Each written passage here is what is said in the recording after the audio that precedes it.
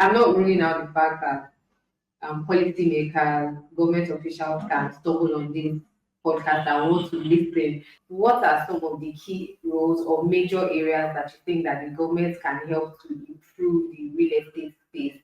Maybe from a policy standpoint or from an institutional standpoint, or what are the supports that you think that the government can put in place and that will make the industry robust, that would also end in IGL, just as we spoke about initially. So I Yeah. don't know if you want to say more in addition to the collaboration and the trend setting that you started with initially. Yeah. So, I mean, what government needs to do is, number one for me is collaborate more with the players, right? We have quite a lot of us who are very intelligent, who are very smart, right? I mean, some of us started with no dime. If you build a multi-billion naira enterprise or multi-million dollar enterprise out of nothing, then you must know something, right? The government can leverage that intellectual capital, right, within the industry to say, okay, what are the things we can put in place to support existing operators in the industry and facilitate more investment, foreign direct investment into that sector, because ultimately, right, it will benefit the government in the long term. It's just that we are short-term minded in this part of the world, and a lot of times we only want to see what we can deliver within our 4-year term or 8-year term or tenure, all right, 2-term tenure, right? And that's all we're focused on. But real estate is a lifelong assets and projects that should outlive you, right? Imagine a Lagos without Third Mainland Bridge. Just imagine it.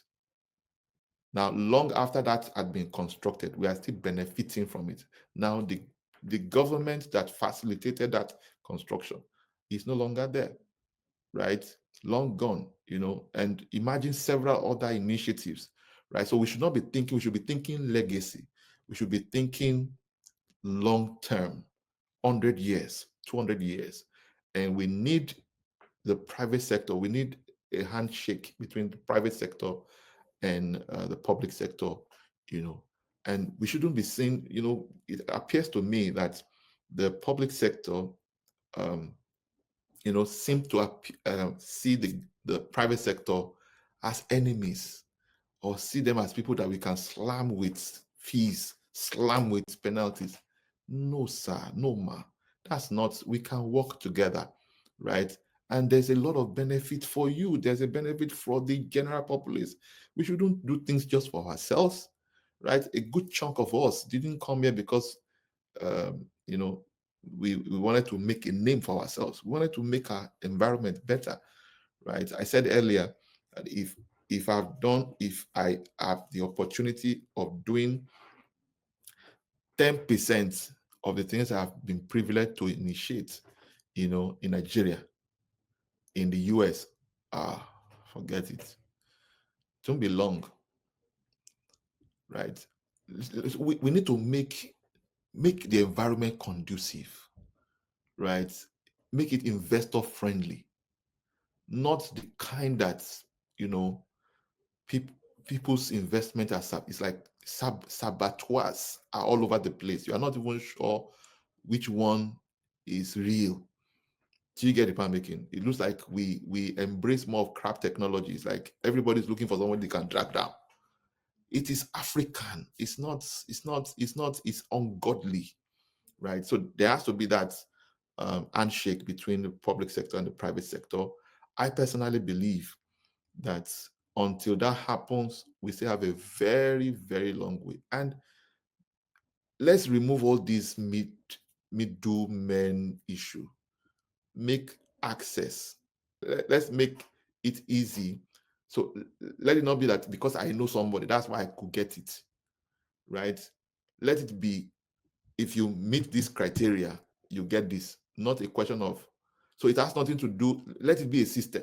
Let it not be a base, uh, this man oh man kind of system is what we practice, right? As important as that may appear, it's not helping anything. So if you don't know anybody, it means you never get anything done, no matter how much money you have. That is not the right way, you really want to build a lasting, long-lasting legacy and a system. And I personally believe that the government also needs to embrace technology. Lagos is doing a lot more in this regard, and we need to really begin to migrate most of our operations, documentation and all of those things online. So at the click of a button, people can search, conduct their search um, of titles, documents, and stuff like that. People can also apply for titles and all of those things, and then they'll be able to facilitate payments, right? The easier this thing gets, even if it is higher, at least everybody will know the price. And then you can factor it. But when you don't know how long you don't know how long it's going to take, you don't know how much it's going to cost. How do you plan? How do you plan? Right? How do you plan? So it makes it really, really cumbersome. So, and I personally believe that handshake, it's just unfortunate that we politicize literally everything, right? So even when there's that handshake, it is always about, okay, kiloma fumi, that kind of a thing, right? There's nothing wrong if you gift people in public office, they are serving the humanity. There's nothing wrong. I personally don't believe there's anything wrong if you extend goodness, kindness, whatever. But it should be voluntary. But it should not be a demand that frustrates a process. You see it across all the platforms. Today now, buying Tokumbo cars in Nigeria is largely expensive, not for anything else, but because of duties, custom duties. So if you could afford car before and you have sold the car and now you want to buy another one, the same car, you probably will pay 4 times that car, among other reasons, which of course. So it's the same thing that's playing out. Um, let's provide land. There should be land available. So if you want to build, so that we can access those land, not that it's just a class of people, a select group of people. That's what is happening in Nigeria, right? Just some people that have those things, right? And you will make the money, but listen, you will make money in the very short term, but it's not going to last. And you're not only you're not setting the future up for more disaster, right? When you only empower just a few, right? You want to open up the system, right? Give people opportunity, and then that is how. If we can crash the initial cost of documentation, and then design it in such a way that every property that is documented, there's an expected cash flow from those properties. Who does it benefit at the end of the day? You generate more IGR, right? Not that you charge me 4 or 5 times what I should have paid because you just want to collect the money now, right? So think of longer term, make it easier. House prices will crash if we can. The cost of developing, the cost of delivering these things will also crash. If you don't regulate these things, then you don't have control over the price, right? If you don't regulate the cost of fund, don't regulate the cost of documentation, and then you think that my buildings are too expensive, no problem. Go and build your own cheaper. So these are the areas where we need governments and policy makers, politicians, you know, to play a critical role. Collaborate with the intelligent guys within our industry, and there's a lot of money to be made for governments systematically, consistently. But most times when people even have the opportunity to talk to governors and talk to presidents, everybody is trying to be in the good books, and so they don't say the things that needs to be said, right? So, yeah, but I believe that a lot has been done, a lot is being done, but a lot more still needs to be done. Yeah, especially in Lagos. And I said that because I am involved in a few. I have some information. Yeah. Hopefully, we believe that every government official or those who have the privilege or the access or proximity to speak to power will not just listen to this and just let it slide. We hope that they pass the message across. The need for us to collaborate, the need for us to embrace technology as a government to generate more IGR and also to make living conditions better for everyone who is domiciled in that state, whether in Lagos or in every other state. And we hope that not just Lagos who will just lead, that other neighboring states as well will begin to learn. And these are the things that we should copy and paste. If it's already working in one state, why not just copy and paste it? Why not replicate it and adapt it to the context of your own community? Mhm. Um, one, we're going to be rounding up very soon, but I think that it's not fair that we round up this session without speaking to the role that personal development in the sense of being financially literate, because I think it's like the foundation and the bedrock. Because some people would just say, "Oh, I've heard about real estate. I just want to jump into it," but they don't know that financial literacy doesn't have any end. Personal development is lifelong. It's something that you're going to do forever. So Mhm. I just want you to emphasize that point for those who are willing to start. Also, for them to know that mentoring, coaching is something that they need to embrace if they want to become investors or realtors or developers, whatever spectrum they want to play in, the role that personal development and financial literacy has to play in their life. I think I All just all right. So thank you very much. That's a very good one. You see, if you know better, you do better, right? In order to achieve what you have never achieved before, you have to become a superior version of yourself. And in order to do what you have never achieved, what you have never achieved before, you have to become who you have never been before. And that's the role that personal development plays in everybody's life. And one of those critical areas of our lives that we ultimately want to see significant growth is with our money, right? And a lot of times we work so hard for money, we devote time, energy for this money, but we're not devoting time and effort to study about this money. And that's why it's important to find mentors, find books, uh, classes, programs, that will enhance your knowledge, that will increase your awareness of the opportunities and the strategies and the ways, to exploit the market and make the most of it, right? Those who know, you know, rule over those who don't know. A man who does not read has no advantage over the man who cannot read. All right. So, and that's very, very important. So it's important that you invest in yourself. When people tell me, "Oh, what's the place I should start investing in?" I say, "No, invest in yourself. You are the most important critical success factor. If it must be, it's up to you, right? I know there are external factors which we don't all control. We don't, none of us can control that, but you can control yourself. You can develop yourself. You can manage yourself, right? And the value we bring to our world depends heavily on the value that we have added to ourselves. And ultimately, the highest income you would ever make will never be greater than the highest level of development you have experienced yourself. So it's important that people pay attention to personal development and their personal growth, regardless of where you are right now. So that's pretty much what I would say. And of course, when it comes to financial literacy, your understanding of how money works, right? Where money hides, being able to interpret financial statements, understanding cash flow, understanding the difference between cash flow and profit, understanding between simple interest, compound interest, understand inflation, understand, you know, um, a whole lot of things, assets and liabilities, um, income, salary, understanding all these basic things matter a great deal. And that's why I personally host a program. It's a 5-day challenge. And I think that anybody who really wants to create wealth, who want to move from, having multiple streams of expenses to multiple streams of income, need to attend, right? And if you already have your expenses on autopilot, but your income is not, then you also need to go through that program.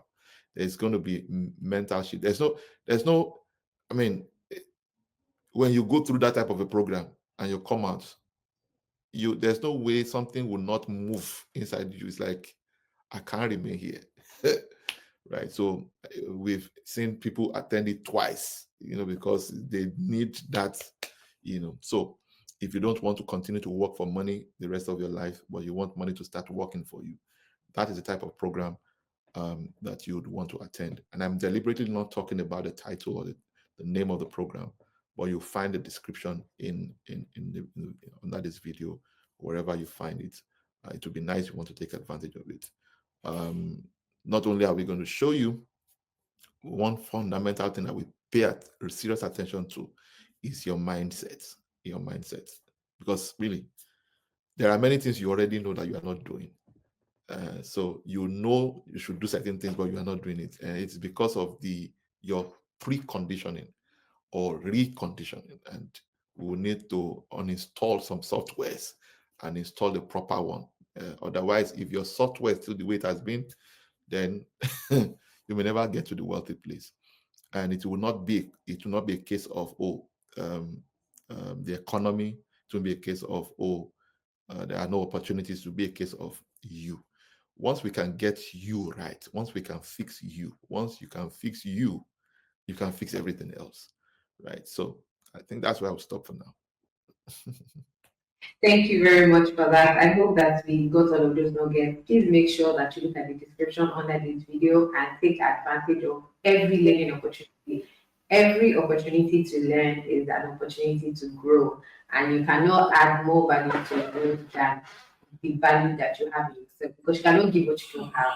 So if you definitely know better, you will do better. And the level of income that you have attracted thus far is as a result of the level of value that you have offered thus far. So you want more money, then you need to value up or level up. How will I put it here? So please make sure that you take advantage of every opportunity to grow and to learn. I think this would be a good place for me to ask, is there anything that you think I should have asked that I've not asked? Yes, you're very good. You're a very good interviewer.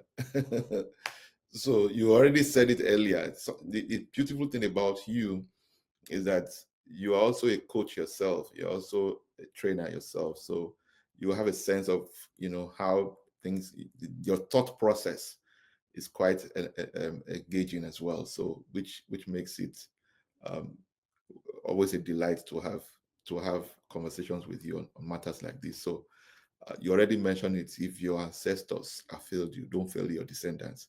That would be my parting remark. Yes. So if you were born poor, it's not your fault. But if you die poor, you are to blame. Thank you so much for this session. I trust that if this was a live audience, I think everyone should be standing and clapping. Some people will be raising their chairs, because this is a mental shift. This is a transformational session. Like, every question is valid. Every answer that you've gotten is not theory. We are hearing from a doer, not a theoretician. Somebody who has seen the good, the bad, the ugly. A lot would have been shared, but if we share everything, you know by the book that it's coming. So I hope that this has whet your appetite so much that you're looking forward to the next video that we're going to have.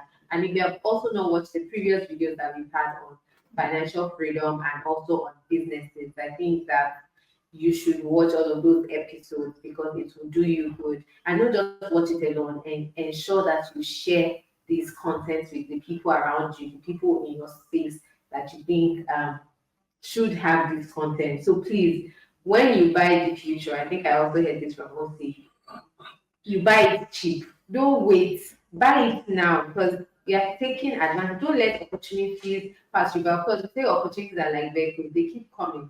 But when they come, it will come in a different shape, in a different form, and you don't know if you will even have the resources. So please, let's take advantage of every opportunity that comes our way. A lot of resources will be shared in this description. Please do well to make sure that you take advantage of them.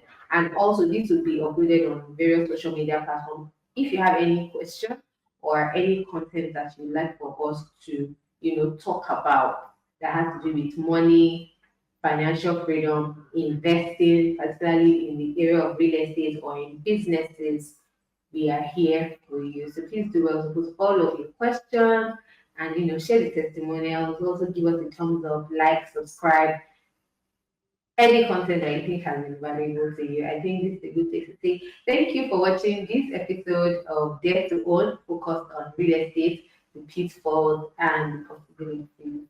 And thank you also for your time and for your words of knowledge. Thank you for sharing. We really, really do appreciate you. And from all of us, the audience and the team here, we want to say thank you and bye for now.